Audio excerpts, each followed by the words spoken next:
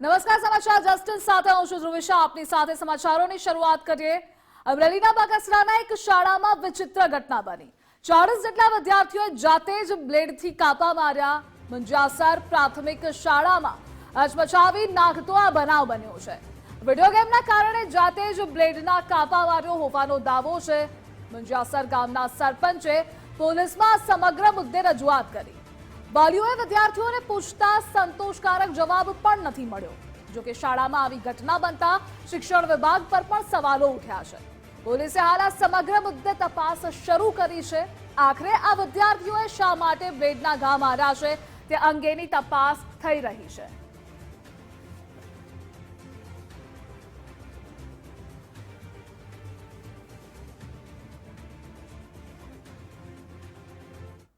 અમરેલીની આ ઘટના અંગે પ્રફુલ્લ પાનસેરિયાનું નિવેદન સામે આવ્યું છે. વાલીઓ માટે આ લાલ બત્તી સમાન કિસ્સો છે.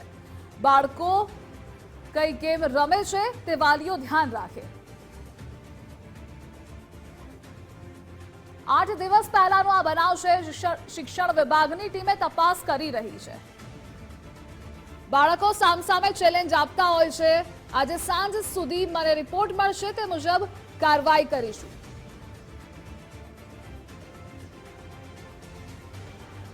આપણે એની ચોક્કસ ગાઈડલાઇન્સ પણ નક્કી કરવાના છીએ. ત્યારે આપણે સૌ સાથે મળીને બાળકના કુમળા માનસ પર જ્યારે આવી ડેન્જરસ આવી ક્રૂરતાની પોતાના શરીર ઉપર જ્યારે પેલું કરતા હોય નાના બાળકો, તો એ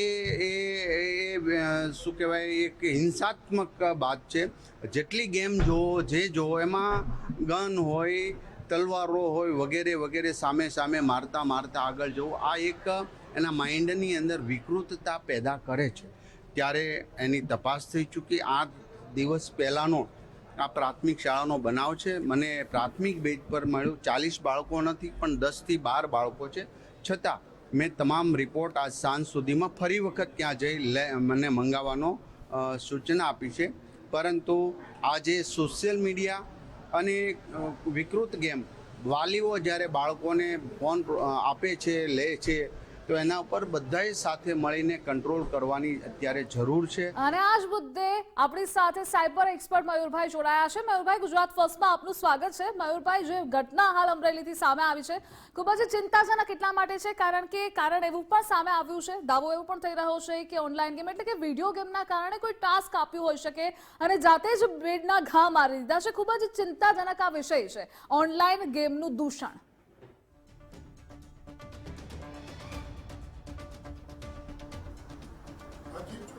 ચોક્કસથી હું જણાવી દઉં, કારણ કે ગેમ જે છે તેને 2 કેટેગરીમાં વિભાજિત કરવામાં આવે છે, સ્કિલ બેઝ અને ચેલેન્જ બેઝ. તો બાળકો આજકાલ ચેલેન્જ બેઝ જે ગેમ છે તે એડોલેસન્ટ બાળકોની અંદર, એટલે કે જે 13 થી 19 વર્ષના બાળકો છે તેમની અંદર સૌથી વધારે પ્રમાણમાં જોવા મળે છે. બેને એ પણ જણાવું કે આ બાળકો આ ગેમની પાછળ કેમ ગયેલા છે, કારણ કે આવી ગેમ્સ બાળકોને ક્યારેય વળતી જ નથી. બાળકોને એપ્રિસિએટ કરે છે, બાળકોની ક્યારેય ટીકા કરવામાં નથી આવતી, બાળકોને ક્યારેય અપમાનિત કરવામાં નથી આવતા. અને બાળકોને ખાસ કરીને કે બાળકો બહુ જ સારું કરી રહ્યા છે તે રીતે આ લોકો એપ્રિસિએટ કરતા હોય છે. એટલે આવી ગેમોની અંદર બાળકો સૌથી વધારે પડી જાય છે. બીજું, આવી ગેમ્સના ગ્રાફિક, સ્કીન અને વેપન્સ અને અનલોક સ્ટેજીસ આ બાળકોને એટ્રેક્ટ કરતા હોય છે. વત્તા મિત્રોની અંદર એકબીજા પર પ્રભાવ, કે દાખલા તરીકે જો હું આ સ્ટેજ પસાર કરી, હું આ સ્ટેજ પર છું, તો આ જે આંતરસ્ત્રાવીય શરીરની અંદર આ ઉંમરની અંદર જે ફેરફાર હોય છે એ બાળકોને આવી ગેમો બાજુ વધારે એટ્રેક્ટ કરતા હોય છે. અને હું 2006થી આવા પ્રકારની ગેમોને જોતો આવ્યો છું. હું ગુજરાત ફર્સ્ટના માધ્યમથી એટલી બાબત ચોક્કસથી જણાવીશ કે આવી ગેમોના માત્ર નામ બદલાય છે પરંતુ અંદરના અલ્ગોરિધમ સરખા જ છે. એટલે આવી ગેમો કાયમ માટે બંધ થવી એ અત્યંત જરૂરી છે. જી બેન. જી મયુરભાઈ, જેવી રીતે આપે કહ્યું કે આપ 2006થી સતત આવી ગેમ્સની તમને ખ્યાલ છે, ઇવન એ નામ છે ચેન્જ કરી દેવામાં આવે છે. માતા પિતા માટે, વાલીઓ માટે આ લાલ બત્તી સમાન કિસ્સાઓ એટલે છે કારણ કે એક બાદ એક આવી ગેમો આવતી જાય છે અને અનેક એવા વિદ્યાર્થીઓ છે કે જેઓ બાળકો છે જે ભોગ પણ બની ચૂક્યા છે. એવી કઈ ગેમ્સ છે કે જેનાથી વાલીઓએ ધ્યાન રાખવું જોઈએ કે પોતાનું બાળક આવી ગેમ્સના દૂષણમાં ન પડે? સૌથી પહેલી વસ્તુ કે બાળક પોતે મોબાઈલમાં શું કરી રહ્યું છે અને કયા પ્રકારની ગતિવિધિઓ કરે છે તે બાબત જોવી અત્યંત જરૂરી છે. આવી ઓનલાઈન ગેમિંગ્સને કારણે બાળક પર 3 પ્રકારની હિંસાઓ અત્યારના સમયમાં જોવા મળી રહી છે. સાયબર બુલિંગ, જેમાં બાળકને ધમકીઓ આપવામાં આવે છે, આ ધમકી પ્રકારનો કિસ્સો છે. સાયબર ગ્રુમિંગ, જેમાં 10 રૂપિયાની લાલચ આપવામાં આવે છે અને નકલી માતા પિતા બનતા હોય છે, નકલી આ લોકોના જે પેટ્રોન બનતા હોય છે ને એ પ્રકારે આ લોકોને પ્રોત્સાહિત કરવામાં આવે છે આ પ્રકારના દૂષણથી. અને ત્રીજો મુદ્દો છે કે હતાશા, ડિપ્રેશન. બાળક હતાશામાં સપડાઈ જાય છે જો એને ગેમ રમવામાં આપવામાં ના આવે. હું ગુજરાત ફર્સ્ટના માધ્યમથી કહીશ કે આ જે સબસ્ટેન્સ છે ને, સબસ્ટેન્સ કરતાં પણ આ પ્રકારનું જે ઓનલાઈન ગેમિંગનું દૂષણ છે એ સૌથી વધારે ગંભીર અને ઘાતક છે. બીજું કે એની પણ તપાસ થવી જરૂરી છે કે આ પ્રકારની ગેમ કઈ હતી. સેકન્ડ થિંગ કે આનું સર્વર કયું હતું, જે 10 રૂપિયા ડિપોઝિટ કરવામાં આવતા હતા એ કોણ ડિપોઝિટ કરતું હતું, કોના એકાઉન્ટમાં ડિપોઝિટ થતા હતા અને ક્યાંથી આવ્યા. કારણ કે આ પ્રકારના દૂષણો, ભારત યુવાઓનો દેશ છે અને યુવાનોના દેશોની અંદર યુવાનોને નાનપણથી જ આવા પ્રકારના વ્યસન્સમાં કાઢી અને બાળકોને ડુબાડવા આ એક પ્રકારનું ષડયંત્ર પણ હોઈ શકે છે. એની પાછળ કઈ વિદેશી તાકાતો છે કે દેશી તાકાતો છે તે પણ તપાસનો વિષય છે અને એની તપાસ થાય તો વધારે સારું છે. હું ફરીવાર કહું છું કે ઘણા બધા બાળકોનો જીવ આમાં જાય છે. સેકન્ડ થિંગ કે બાળક હતાશામાં સપડાઈ જાય છે, એવા કેસીસ પણ જોયા છે. પરંતુ મુદ્દો બેન એ છે કે આ જે ગેમો છે એ ગેમ જે બનાવનાર છે તેના પર તાત્કાલિક જે પગલાં છે, આવા અલ્ગોરિધમ્સ ડેવલપ કરનાર જે સામાજિક અસામાજિક તત્વો છે તેમના પર પગલાં લેવા એ અત્યંત આજના સમયમાં જરૂરી વિષય છે. સરકારની રીતે જ્ઞાન આપે છે. ઇવન તો મને પણ ખ્યાલ છે કે ડાયટના માધ્યમથી શિક્ષકો અને વાલીઓ સુધી એ બાબત પણ ડાયટના માધ્યમથી હવે પહોંચાડવાનો સમય આવ્યો છે કે બાળકો પ્રત્યે ગેમ કેટલી હાનિકારક હોઈ શકે છે અને ગેમના જે દૂષણો છે એ દૂષણો જે છે તેમાં પણ આ કેસ સ્ટડી તરીકે જો બતાવવામાં આવે તો હું એવું માનું છું કે બાળક શીખી શકે. વધુમાં ગુજરાત ફર્સ્ટના માધ્યમથી હું કહેવા માંગુ છું, બાળક તો એક કોરી સ્લેટ છે બેન. બાળકની હાર્ટબીટ જ્યારે જન્મ્યું ત્યારે ખાલી હતી. આ બાળક સુધી પહોંચાડનાર તત્વો કોણ છે, આ ગેમને બાળક સુધી પહોંચાડી કોને, એની પણ તપાસ થવી અત્યંત જરૂરી બની જાય છે.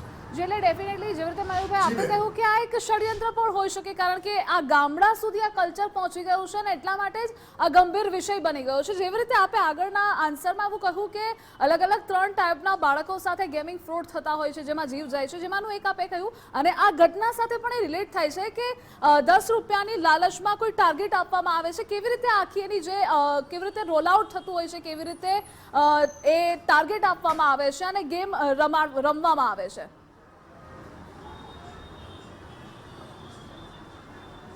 મુદ્દો એ છે કે આમાં જો એક્ઝેક્ટલી મને આ ગેમના અલ્ગોરિધમ્સ કયા છે તે ખ્યાલ નથી. હજુ મેં એના પર એટલે કે એ એક્ઝેક્ટ સામે આવ્યું નથી, કાં તો ગેમનું નામ પણ હજુ મારી સુધી નથી આવ્યું. પરંતુ આ ચેલેન્જ બેઝ આ પ્રકારનું જે કૃત્ય છે તેને ચેલેન્જ બેઝ ગેમ કહેવાય. અને આની અંદર એક જ વસ્તુ કરવામાં આવે છે કે બાળકને એવું કહેવામાં આવે છે કે માઇનર ઈજા પહોંચાડો અને તમે રૂપિયા કમાઓ. અને બાળક બીજા પર પ્રભાવ પાડવા માટે, પોતાના મિત્રોની અંદર પ્રભાવ પાડવા માટે, કાં તો જો એને પૈસાની જરૂર હોય કોઈ કાર્ય માટે, નાના મોટા કાર્ય માટે, તો બાળક આ પ્રકારની ગેમોના આદિ બની જતા હોય છે. કાં તો આ પ્રકારનું એપ્રિસિએટ કરે તો એને શું સામે રિવોર્ડ્સ આપવામાં આવતો હતો તેના, કારણ કે કોઈ તો મોટો અલ્ગોરિધમ્સ હોય, કોઈ તો મોટો રિવોર્ડ્સ હોય. કારણ કે બાળક શા માટે પોતાના, તમે વિચારજો કે બાળક કુમળી વયનું છે, એની ચામડી કુમળી છે, એના પર એ બ્લેડ મારી રહ્યું છે, બ્લેડ મારતા ખચકાતું નથી. તમે વિચારજો બેન, આ એક બહુ મોટી ગંભીર ઘટના છે. અને સેકન્ડ થિંગ કે જ્યારે આ ઘટના આવી ઘટિત થતી હોય તો આવા બાળકોના માનસિક પટલ ઉપર, માનસ પટલ ઉપર જે લખવાનું કામ કરે છે ને એ પણ એના પર દેશદ્રોહ લાગવો જોઈએ બેન. દેશદ્રોહનો કાયદો એના પર લાગવો જોઈએ. અને સેકન્ડ થિંગ, આવા લોકોને બિહાઇન્ડ ધ બાર કરવા જોઈએ, બુક કરવા જોઈએ. જી મયુરભાઈ, આપ જોડાયેલા રહેજો. આપણી સાથે સિનિયર સાયકોલોજિસ્ટ ડોક્ટર પ્રશાંત ભીમાણી જોડાઈ ગયા છે. પ્રશાંતભાઈ, ગુજરાત ફર્સ્ટમાં આપનું સ્વાગત છે. હાલ જે ઘટના સામે આવી છે કે 40 વિદ્યાર્થીઓએ જાતે જ હાથમાં બ્લેડથી ઘા મારી દીધા છે, કોઈક ઓનલાઈન ગેમના કારણે, વિડીયો ગેમ્સના કારણે. આ પણ પ્રિડિક્શન છે, મતલબ દાવો થઈ રહ્યો છે. મોબાઈલનું દૂષણ એ બાળકો માટે યુઝફુલ તો છે, પરંતુ તેના કરતાં વધારે અત્યારે ખતરારૂપ બની ગયું છે. એબ્સોલ્યુટલી. અત્યારે એવું છે કે નાની ઉંમરમાં બાળકો બહુ ઝડપથી સોશિયલ મીડિયાનું એડિક્શનનો શિકાર બને છે, સ્ક્રીન એડિક્શનનો શિકાર બને છે. અને એક બાળક જો અમુક પ્રકારનું વર્તન કરે તો એની અસરો બીજા બાળકો પર બહુ ઝડપથી થાય છે. અને બાળકો એકબીજાનું જોઈને અનુકરણ કરે છે, જેને પિયર પ્રેશર કહીએ છીએ. એટલે વિડીયો ગેમની અંદર એવું હોય છે કે જો તમને યાદ હોય તો થોડા વર્ષો પહેલાં બ્લુ વેલ નામની એક ગેમ હતી. એની અંદર પણ આ પ્રકારે હાથમાં વેલનો આકાર બનાવવાનો, પણ એ આકાર બ્લેડના કાપા મારીને બનાવવાનો, એવી એક આખી વાત હતી. એમાં કે બહુ જ બધા લોકો એની અંદર એડિક્ટ થઈ અને એ ટાસ્ક પૂરું કરતા હતા. એક ટાસ્ક પૂરું કરીને એક કાપો મારે. મને એવું લાગે છે કે આની અંદર પણ એ જ પ્રકારની ઘટના હોઈ શકે એવું મારું મંતવ્ય છે. બીજું એ છે કે બાળકો કદાચ પિયર પ્રેશરના કારણે, એટલે એક બે આવું કરતા હોય ને બીજા બાળકોને દબાણ કર્યું હોય એવું પણ બની શકે. 40 બાળકો એટલા માટે છે કે કોઈક બાળક જો અંદરથી ના કરે તો એને કદાચ એને દૂર રાખવામાં આવે અથવા એને એના મિત્ર વર્તુળમાંથી કાઢી નાખવામાં આવે, એવું પણ ક્યારેક થતું હોય, એવું પણ બને.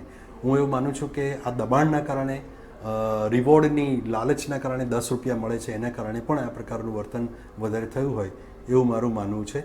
એના સાયકોલોજીકલ કારણો તો બીજા ઘણા ઊંડા છે. જી, આપણે આગળ તેના પર પણ ચર્ચા કરીશું. મયુરભાઈ આપણી સાથે જોડાયેલા છે. મયુરભાઈ, જેવી રીતે આપે કહ્યું કે અલગ અલગ રીતે આવા ટાસ્ક આપવામાં આવે છે, બાળકોને ફસાવવામાં આવે છે, ષડયંત્ર પણ હોઈ શકે છે. બાળક એ ખૂબ નાનું હોય છે, કોરી સ્લેટ જેવું હોય છે અને આ તેનો એ બાળકો તેનો શિકાર બની રહ્યા છે. પરંતુ એવી કોઈ એપ્લિકેશન્સ અથવા તો એવી ગેમ્સ જે આપને ખબર હોય કે એ ખૂબ જ ખતરારૂપ બાળકો માટે છે, તો એના વિશે થોડી માહિતી આપશો જેના કારણે વાલીઓ એ પણ એટલા જ એલર્ટ રહે.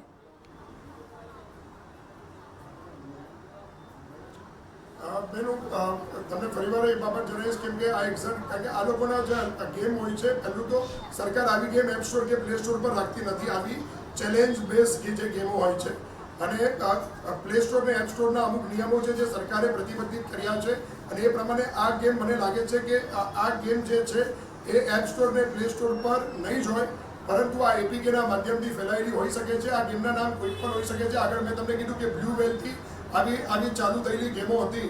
પરંતુ હું ચોક્કસથી ગુજરાત ફર્સ્ટના માધ્યમથી કહીશ કે બાળકો જ્યારે આવી ગેમો રમતા હોય છે ને ત્યારે બાળકો પોતે કોઈક ચોક્કસ પ્રકારનો ડર અનુભવતા હોય છે. બાળકની અંદરની લાક્ષણિકતા ફેરબદલ થતી હોય છે. બાળક સુનમૂન થાય છે, એકલા રહેવાનું પસંદ કરે છે, નાની નાની વાતચીતમાં ચીડાઈ જાય છે. ઇવન ધો બાળક પોતે ચોક્કસ સમય એમાં પસાર કરે છે, રાતભર જાગતા હોય છે, સવારે વહેલા ઉઠતા નથી હોતા. સેકન્ડ થિંગ કે બાળકનો સ્વભાવ પણ ચીડિયો થઈ જાય છે, ખાવામાં પણ બેદરકારી થઈ જાય છે. આવા પ્રકારના લક્ષણો આની અંદર જોવા મળતા હોય છે. ઇવન તો બાળક ખોટું બોલતું પણ થઈ જાય છે અને બાળક લેસનમાં પણ જે અભ્યાસ જે છે એ અભ્યાસમાં પણ પાછું પડતું થઈ જાય છે. આવા લક્ષણો મેં અત્યાર સુધી જોયા છે. વત્તા હું એવું એટલું ચોક્કસ માધ્યમથી હું કહીશ કે ગુજરાત ફર્સ્ટના માધ્યમથી એટલું જણાવીશ કે બાળકો પર વાલી ધ્યાન રાખે કે બાળકો પોતે મોબાઈલમાં શું કરી રહ્યા છે, કોની જોડે વાતચીત કરી રહ્યા છે, કઈ ગેમ રમી રહ્યા છે. ઇવન તો ત્યાં ડિજિટલ વેલબિંગ નામનો એક સોફ્ટવેર છે, ટૂલ છે, એ ડિજિટલ વેલબિંગના ટૂલથી બાળકો કઈ જગ્યા પર પસાર કરી રહ્યા છે સમય, એ ડિજિટલ વેલબિંગ ખરેખર એક યુઝફુલ ટૂલ છે કે જેનાથી બાળક શું કરી રહ્યો છે, કોની જોડે વાતચીત કરી રહ્યો છે, કઈ એપ્લિકેશન કેટલા સમય માટે વાપરી રહ્યો છે તે જરૂરી છે. વત્તા સરકારે અત્યારે એક કામ કરેલું કે જેની અંદર સરકારે એવું કીધેલું કે કેટલા વર્ષથી નીચેના બાળકો માટે ઇન્ટરનેટ પર સોશિયલ મીડિયા પ્રતિબંધિત હોવું જોઈએ. એના સુઝાવ પણ સરકારે માય જીઓવી થકી લીધેલા છે. એટલે આ કામ ચાલી રહ્યું છે, પરંતુ બધાએ જાગૃત થવાની જરૂર છે અને 360 ડિગ્રી બધા જાગૃત થઈને બાળકોને અવેર કરવાની હવે જરૂર છે અને એમના કુમળ એટલે માનસ પટેલ જે કુમળી વય છે એને એક સારી દિશામાં, સાચી દિશામાં લઈ જવાની હવે જરૂર લાગે છે. પરંતુ હું એવું માનું છું કે બાળક એકલામાં ઇન્ટરનેટ યુટિલાઇઝ કરતું હોય તો બાળક એકલામાં ઇન્ટરનેટ યુટિલાઇઝ ન કરે, વાલી પોતે જુએ અને ડિજિટલ એની ફૂટપ્રિન્ટ મેળવે અને આ દરેકે શીખવાની જરૂર છે. અને હું એવું માનું છું કે આ એટલું પણ હાર્ડ નથી. ગુજરાત ફર્સ્ટના માધ્યમથી હું એટલી બાબત આશ્વસ્ત કરવા માગું છું કે આ બહુ ઇઝી પ્રોસેસ છે. કોઈ પણ વ્યક્તિ ડિજિટલ વેલબિંગમાં જઈને એ ચેક કરી શકે છે કે પોતાનું બાળક શું કરે છે. અને ફિલ્ટર ઇન્ટરનેટ, હવે ફિલ્ટર ઇન્ટરનેટની જરૂર એ અત્યંત જરૂરી છે. એ આ કિસ્સા પરથી મને લાગી રહ્યું છે. જી બેન. જી મયુભાઈ, એટલે વાલીઓ એલર્ટ થવાનું અત્યારે ખૂબ જ જરૂરી બની ગયું છે. આપણી સાથે ડોક્ટર વાય જોગસણ, મનોવૈજ્ઞાનિક ભવનના હેડ પણ જોડાઈ ગયા છે. સર, ગુજરાત ફર્સ્ટમાં આપનું સ્વાગત છે. જે હાલ ઘટના બની છે અમરેલીની, જ્યાં બાળકોએ કોઈ ઓનલાઈન ગેમ માટે, ટાર્ગેટ માટે, માત્ર 10 રૂપિયા માટે એ ટાર્ગેટના કારણે હાથમાં બ્લેડના ઘા મારી દીધા છે. આ ઓનલાઈન ગેમનું જે દૂષણ છે, ઓનલાઈન ગેમ્સ છે, તેની બાળકના માનસ પર ખૂબ જ ખરાબ અસર થઈ રહી છે.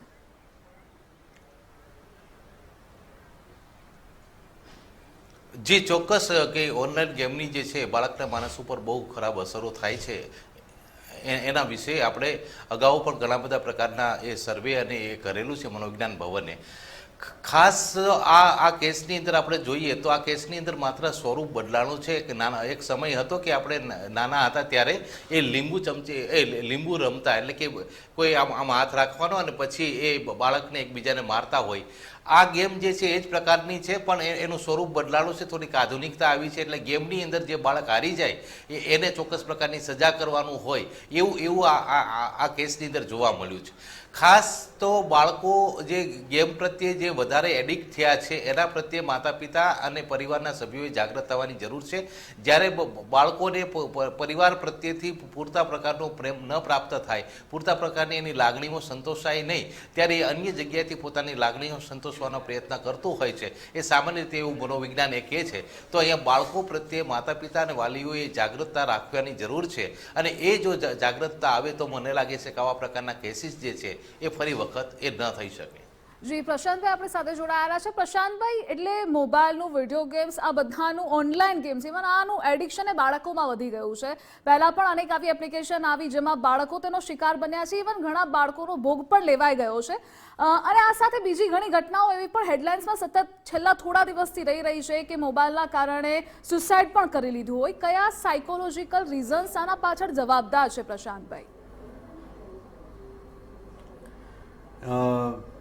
ક્યારેક એવું છે કે બાળકો જે છે આ ઇમ્પ્રેશનેબલ એજ છે, એટલે નાની ઉંમરમાં બહુ મોટી એમને અસરો થાય છે ને ફેક્ટ ચેકિંગ એ લોકોમાં હોતું નથી. બાળકોમાં સ્ક્રીન પર જે દેખાય છે એને સાચું માની લે છે. બીજું એ છે કે સાયકોલોજીકલી એમને એક ટાસ્ક આપવામાં આવે છે અને એ પૂરું કરે તો રિવોર્ડ મળે છે.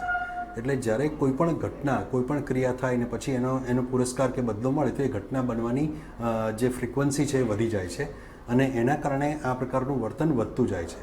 બીજું કે જ્યારે પણ બાળક આવું કરે છે ત્યારે એમના બ્રેઇનની અંદર ડોપામિન નામનું કેમિકલ ઝરે છે, જેની કિક વાગે છે. એના કારણે એ ફરીને ફરી એ આનંદ મેળવવા પ્રયાસ કરે છે અને એના લીધે બાળક એ ઘટનાની અંદર કે એ ક્રિયામાં રિપીટેડલી ઇન્વોલ્વ થતું જાય છે.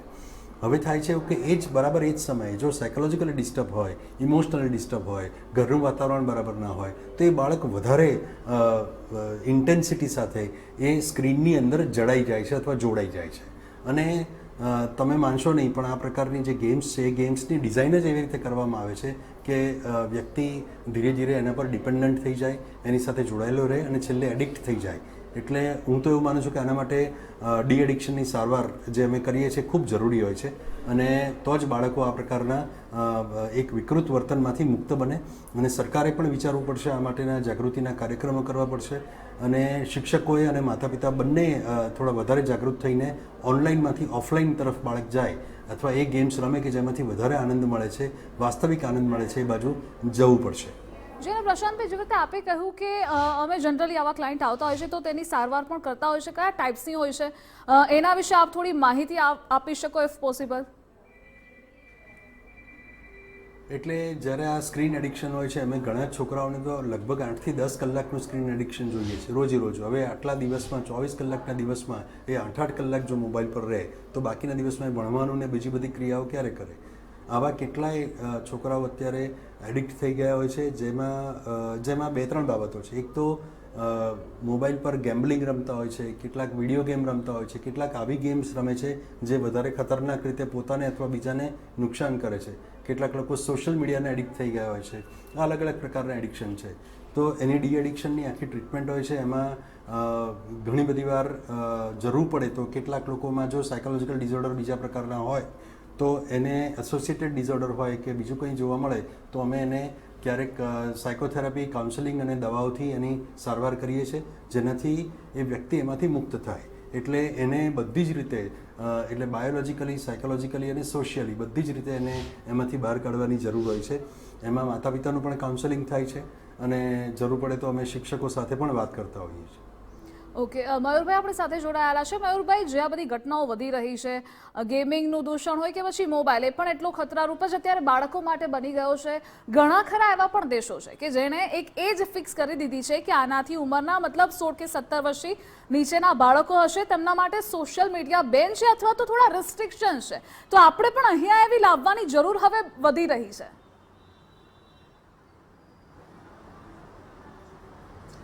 મેં અહીંયા લાવી દીધું છે. સરકારે ઓલરેડી આ પગલાં લઈ ચૂક્યા છે અને સરકારે સુઝાવ માંગેલા માય જીઓવી એપ ઉપર સરકારે 18મી ફેબ્રુઆરી, મને ખ્યાલ છે ત્યાં સુધી 18 કે 20 ફેબ્રુઆરી 2025 સુધી તમામ નાગરિકોને એવું કીધેલું કે તમે સૂચનો આપો ને હવે અત્યારે સૂચનો પ્રાપ્ત થઈ ચૂક્યા હશે અને અત્યારે હવે સરકાર એના પર ડિસિઝન લેશે. એટલે હું પહેલાં જ કીધું કે ફિલ્ટર ઇન્ટરનેટની હવે તાતી જરૂરિયાત છે. વત્તા હું ગુજરાત ફર્સ્ટના માધ્યમથી હું એવું પણ કહીશ કે જે બાળકો પોતે ઇન્ટરનેટ વાપરે છે અત્યારના સમયની અંદર એ એક દિશા નિર્દેશ હોવો જોઈએ. અને સેકન્ડ થિંગ, ફિલ્ટર ઇન્ટરનેટ મેં પહેલાં જ કીધું છે કે બાળક કઈ એપ્લિકેશન વાપરી શકે ને કઈ એપ્લિકેશન વાપરી શકે નહીં એનું ફિલ્ટર કરવું એ અત્યંત જરૂરી બની ચૂક્યું છે. અને ગ્રાઉન્ડ લેવલ પર અત્યારે કામ આ બાબત સંદર્ભે પણ ચાલી જ રહ્યું છે. અને હું એવું માનું છું કે સરકાર ડાયટના માધ્યમથી એક સ્પેશિયલ કોર્સ પણ ચાલુ કરવા જઈ રહી છે કે જેનાથી બાળક આ દૂષણને સમજી શકે.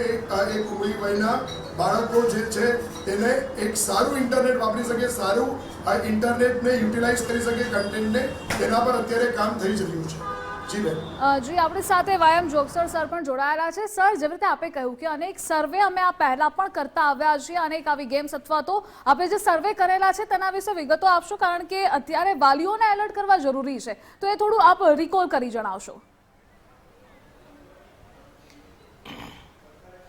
જી, ખાસ કરીને છેલ્લા સમયમાં છેલ્લા 6 મહિના પહેલાંનો એક સર્વે હતો. અમારા પીએચડીની 2 વિદ્યાર્થીનીઓએ એ સર્વે કરેલો.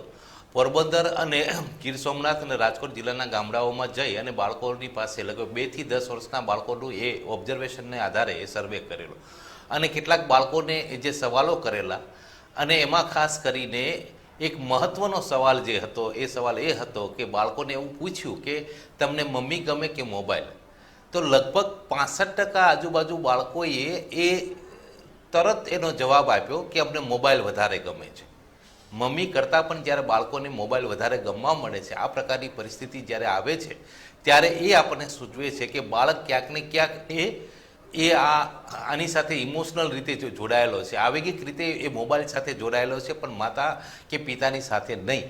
તો માતા પિતા અને વાલીઓને આ સર્વે જ્યારે આવ્યો ત્યારે પણ કહેલું ને અત્યારે સર્વેના માધ્યમથી પણ આપણે ગુજરાતની જનતાના દરેક લોકોને હું કહેવા માગીશ કે બાળકોને મોબાઈલ એ મા કરતાં કે પિતા કરતાં વધારે ગમવા મળે એ આપણા માટે એક પ્રકારની લાલબત્તી છે. આપણે ચેતવું જોઈએ કે બાળકોની એવી ઇમોશનલ કઈ જરૂરિયાત છે, એવી આવી કઈ જરૂરિયાત છે કે જે એ આપણે પૂરું નથી કરતા અને મોબાઈલ કરે છે. તો એ ચેતી જઈએ તો એને કારણે પણ બાળકોની અંદર આ પ્રકારની જે ગેમની લત છે એ પણ આપણે ઓછી કરી શકીએ અને આપણે એની સાથે ઇમોશનલ રીતે જોડાઈ શકીએ. ખાસ કરીને બીજો એક સવાલ હતો અને એ સવાલ એ હતો કે તમને બહારે જવું ગમે કે મોબાઈલ ગમે? તો મોટાભાગના બાળકોએ બહારની રમતો કરતાં મોબાઈલને વધારે મહત્ત્વ એ આપ્યું હતું.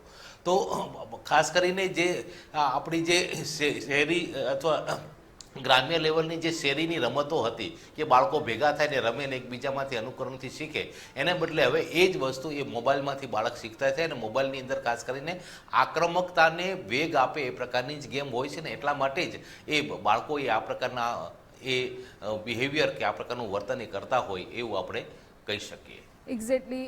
મયુરભાઈ જોડાયેલા છે. મયુરભાઈ, જે ઓનલાઈન ગેમિંગ છે, મોબાઈલ હોય, કોઈ એપ્લિકેશન હોય કે પછી એઆઈ કોઈ ટૂલ હોય, કારણ કે અત્યારે એઆઈ ટૂલ્સ પણ ઘણા બધા આવી ગયા છે, બાળકોને આનાથી દૂર રાખવાની જરૂર છે, કારણ કે ઘણા ખરા એવા પણ બાળકો છે જેને આની લત લાગી ગઈ છે. ઘણા ખરા એવા બાળકો છે કે જે બહાર રમવાનું, આઉટડોર ગેમિંગને પ્રિફર નહીં કરે, એ ઘરમાં રહી અને સતત મોબાઈલ્સમાં રીલ્સ સ્ક્રોલ કર્યા કરશે અથવા તો કોઈ ગેમની પાછળ જ પડ્યા રહેશે. એના માટે સુવાનું પણ પ્રિફર નહીં કરે. ઇફ વાલીઓ તેને ટકોર કરશે તો તે પણ ધ્યાને નહીં લે.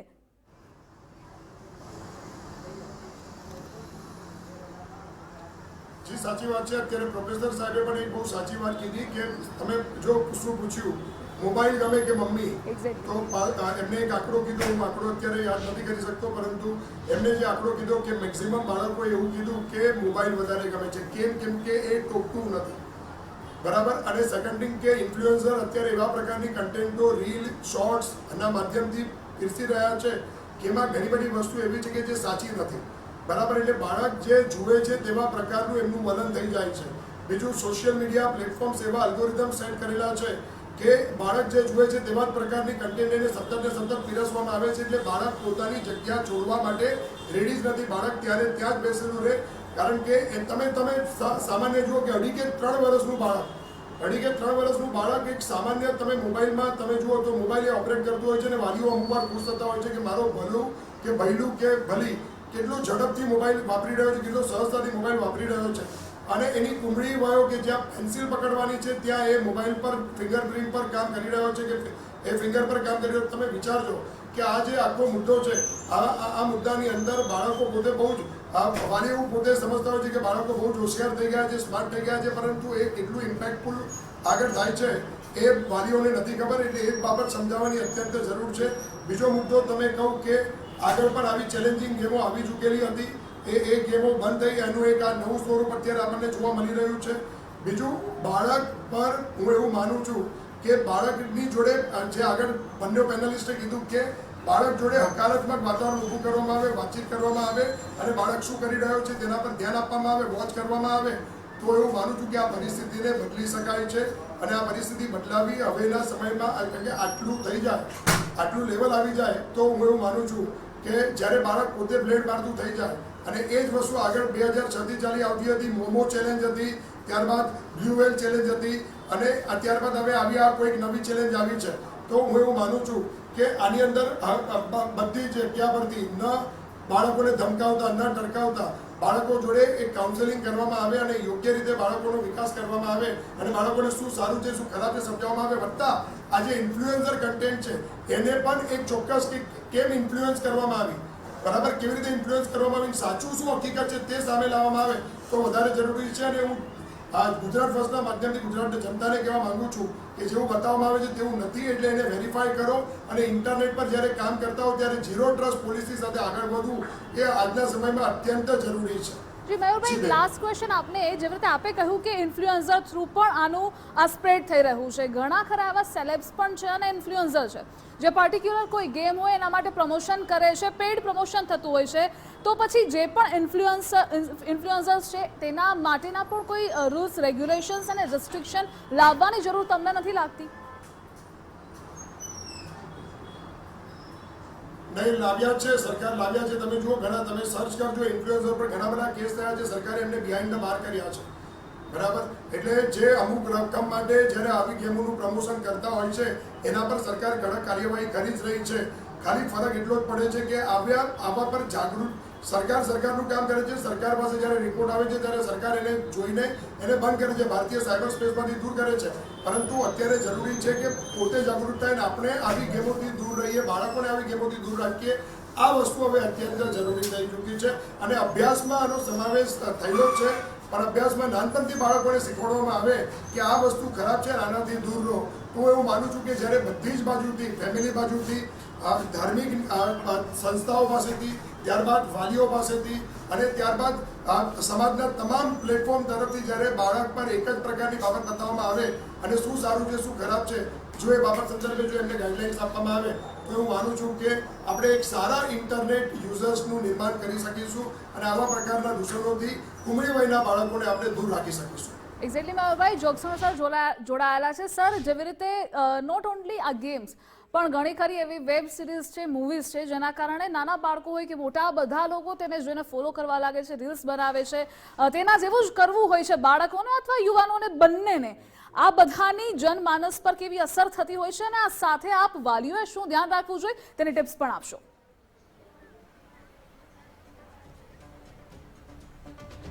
ખાસ કરીને બાળકો છે કે યુવાનો કોઈ પણ છે એ અનુકરણને આધારે શીખતા હોય છે. જે ગેમની અંદર જેવા પ્રકારની બાબતો આવતી હશે એનું અનુકરણ કરવાનો એ પ્રયત્ન કરતા હોય છે.